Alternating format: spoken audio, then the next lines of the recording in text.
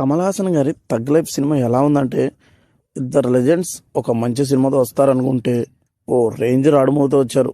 Cinema నాకైతే అస్సలు నచ్చలేదు. సినిమా చూస్తున్నంతసేపు ఇండియన్ సినిమా టైపు తాత వచ్చాడు రాడు దింపాడు ఇదే టెంప్లెట్. అసలు ఈ సినిమాకి తగ్ లైఫ్ అని కాకుండా తాత రివెంజ్ అని పెట్టాల్సింది. స్టోరీ అంత సింపుల్గా ఉంటుంది. ఒక మాఫియా డాన్ ఒక అనాథని పెంచడం, ఆ అనాథ మాఫియా డాన్ని మోసం చేయడం, ఆ మాఫియా డాన్ ముసలాడ వచ్చి రివెంజ్ తీర్చుకోవడం, ఇదే స్టోరీ. ఇప్పటికే ఈ స్టోరీతో బొచ్చడు సినిమాలు వచ్చాయి. స్టోరీ సింపుల్గా ఉన్న స్క్రీన్ ప్లేతో ఏదైనా మ్యాజిక్ చేశారంటే అదీ కాదు. చూస్తున్నంతసేపు ఇదేం దరిద్రపు సినిమారా బాబా అనిపిస్తుంది. సినిమాలో ఒక్క క్యారెక్టర్తో కూడా మనం కనెక్ట్ కాలేం. అంత మంచి యాక్టర్స్ని తీసుకున్నా ఒక్కరిని కూడా మినిమం చూపించలేదు. కంప్లీట్గా ప్రతి ఒక్కరిని వేస్ట్ చేశారు. టెక్నికల్గా సినిమా సాలిడ్ ఉంది. సినిమాటోగ్రఫీ కానీ ప్రొడక్షన్ క్వాలిటీ కానీ మణిరత్నం రేంజ్లో ఉన్నాయి. కమల్ హాసన్ గారు బాగా యాక్ట్ చేసినా మనం ఆ క్యారెక్టర్కే కనెక్ట్ అవ్వలేం. అలాంటప్పుడు ఆయన యాక్టింగ్ ఏం వస్తుంది.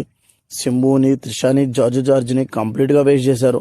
ఏఆర్ రెహమాన్ కూడా ఏదో నాకు నచ్చింది నేను కొట్టుకుంటూ పోతా, మీరు మీకు నచ్చింది చేసుకుంటూ పోండి అని మ్యూజిక్ కొట్టినట్టుంది. మణిరత్నం ఏఆర్ రెహమాన్ కాంబో ఎలా ఉండేదో స్పెషల్గా చెప్పాల్సిన పని లేదు.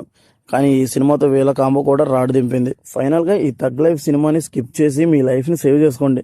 లేదు మేము చూస్తాం అనుకుంటే ఇక మీ ఇష్టం. మీరు ఒకవేళ సినిమా ముందే చూసుంటే మీకు ఎలా అనిపించిందో కమెంట్ చేయండి.